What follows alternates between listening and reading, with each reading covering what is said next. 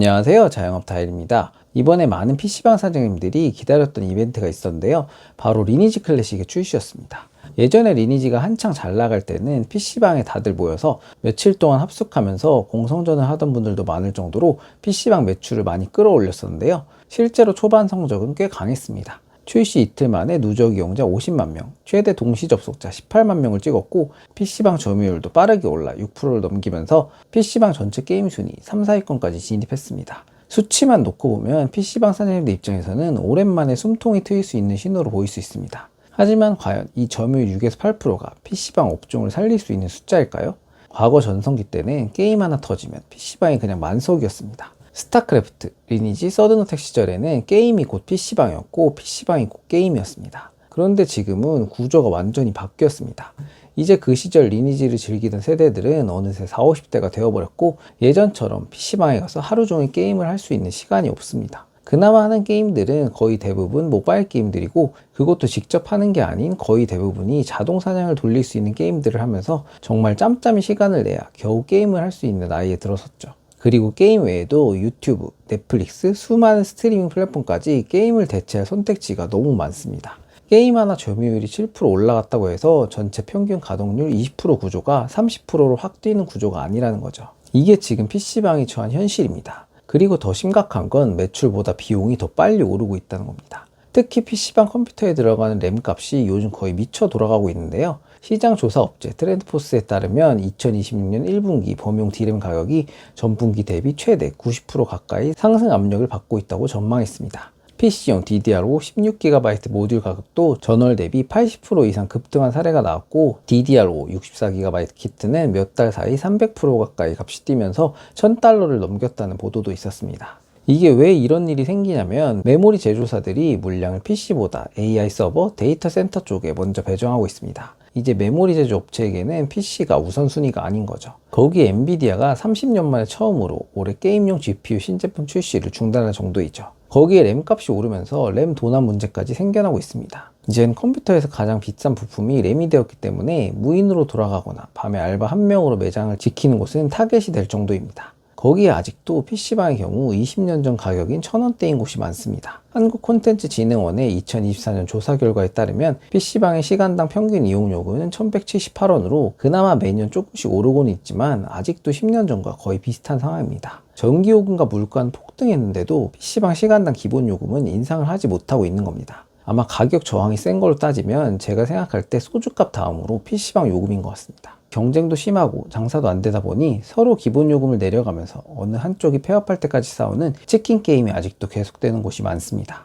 그럼 과연 요즘 PC방 사장님들은 한 달에 얼마 정도를 벌고 있을까요? 한 달 수익을 구하려면 먼저 PC방 전체 평균 매출을 알아봐야 합니다. 이를 위해서는 전체 평균 PC 가동률을 알아야 하는데요. 2025년 1월 1일부터 12월 31일까지를 기준으로 봤을 때 전국 PC방 평균 보유 대수는 약 100대이고 PC방의 일평균 사용량, 즉 가동률은 20.3%입니다. 24시간 기준으로 봤을 때 전 좌석의 사용률이 시간당 평균 약 20% 정도가 사용이 되고 있다는 뜻입니다. 그리고 보통 PC방 매출 중 PC 매출과 음식, 음료 매출의 비중은 매장마다 차이가 있지만 PC 매출 6대, 음식 매출 4 정도가 평균입니다. 그럼 2025년 PC방 전체 평균 예상 매출을 계산해 보겠습니다. PC방 1시간 이용요금은 1200원으로 가정하고 PC 매출과 음식 매출의 비중은 6대4로 가정해 보겠습니다. PC방 평균 PC 대수 100대 곱하기 평균 가동률 20.3% 곱하기 1200원 곱하기 24시간 곱하기 30.4이라면 1777만 3056원이네요. PC 매출 비중을 6으로 잡으면 역산해서 계산했을 때 음식 판매 매출은 1184만 8704원입니다. 합산하면 약 2962만원입니다.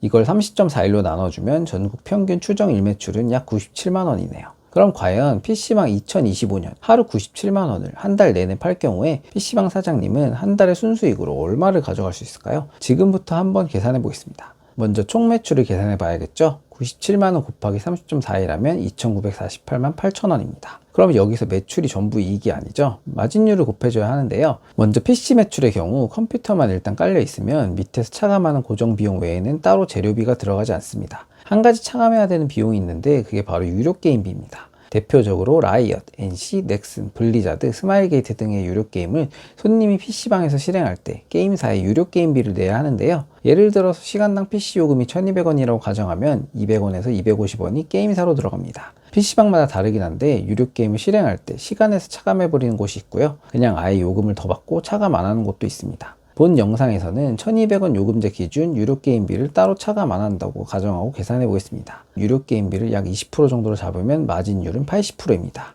PC 매출과 음식 매출 비중은 6대 4이므로 PC 매출 순수익은 97만원 곱하기 30.41 곱하기 60% 곱하기 0.8 하면 1,415만 4,240원입니다. 음식 매출의 경우 마진율을 계산해보면 상품별로 다르지만 평균 60에서 65% 정도 나옵니다. 라면 같은 경우에는 마진율이 80%까지도 올라가지만 음료 뚱캔류의 경우에는 65에서 70%, 밥 종류의 경우에는 60% 정도로 마진이 좀 떨어지는 편이기 때문에 전체 평균으로 봤을 때 65% 정도로 잡겠습니다. 그럼 음식 매출 순이익은 766만 830원입니다. 합산하면 약 2,180만원입니다. 여기서 이제 각종 비용을 빼주시면 되는데요. 먼저 전용선 비용을 빼야 됩니다. PC방의 경우 가정집과는 다르게 PC가 많다 보니 인터넷선도 훨씬 많이 들어가죠. 그렇기 때문에 요금도 좀 저렴한 편이고 혜택도 엄청 큰 편인데요. 보통 PC방 전용선의 경우에는 500메가 3년 약정을 이용하는 편입니다. 3년 약정 기준 지원금은 업체에 따라 다르긴 한데 보통 지원금과 더불어 안정화를 1년에 2번에서 3번 정도 지원해 줍니다. 안정화는 월 전용선 요금을 안 내도 되는 횟수를 이야기를 하는데요.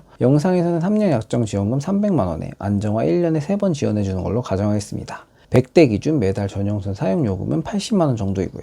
그럼 안정화 비용 포함 매월 지원금은 약 28만원입니다. 그럼 매월 전용선 실부담 금액은 약 52만원이네요. 그럼 2,180만원 빼기 52만원 하면 2,128만원 남았습니다. 그리고 여기서 이제 월세를 차감해줘야 하는데요. 영상에서 가정한 PC 100대 기준 평균 80평에서 90평 정도가 필요합니다. 점포가 지하냐 2층이냐 3층에 따라서 사실 임대료는 천차만별인데요. 영상에서는 매출의 12%인 350만원 정도로 가정하고 계산해 보겠습니다. 거기에 관리비 30만원 추가로 빼주면 1,748만원 남았습니다. 그리고 가장 비중이 큰 인건비를 차감해줘야 하는데요. PC방의 경우 매장 운영시간은 기본 24시간입니다. 일단 PC 100대 기준으로 운영하면 바쁜 시간에는 조금 힘들긴 하지만 상시 1인으로도 운영은 가능하기 때문에 한 달 프로토 기준 알바를 써야 하는 시간을 구해보면 약 729.6시간입니다.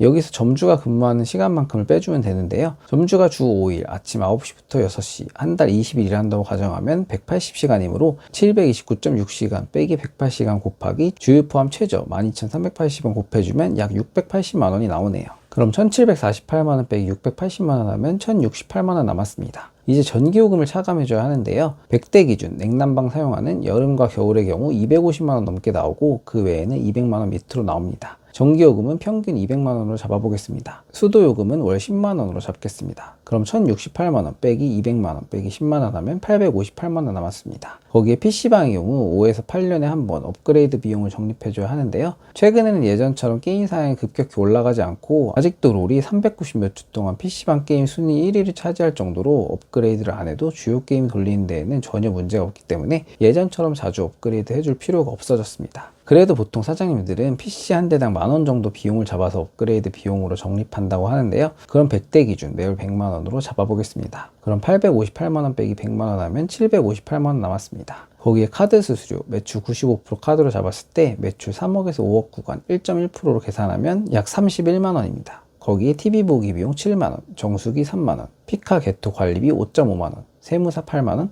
화재보험 5만원, 잡비 5만원 빼주면 한 달 최종 예상 순수익은 약 693만원입니다. 근데 여기서 1년에 2번 부가세, 5월 종부세, 직원 식대, 퇴직금, 감가상각비 등은 아직 차감을 안 했습니다. PC방의 경우 매장 평수가 큰 시설업종이기 때문에 창업 비용이 크고 거의 대부분이 유형자산인 컴퓨터이기 때문에 감가상각 비용이 높습니다. 실제 원금 회수 기간을 투자금액 4억 기준으로 계산해 봤을 때 57개월, 대략 5년 가까이 걸립니다. 물론 중간에 권리금 받고 매장을 양도할 경우에 이러한 기간은 줄어들겠지만 최근 PC방 업계 상황이 지금 저렴하게 나와 있는 가게 매물들도 안 나갈 정도로 녹록하지 않기 때문에 PC방을 창업하시려는 분들께서는 이러한 비용들을 꼼꼼히 따져보시고 창업하시길 추천드리겠습니다. 오늘의 영상은 이것으로 마치겠습니다. 감사합니다.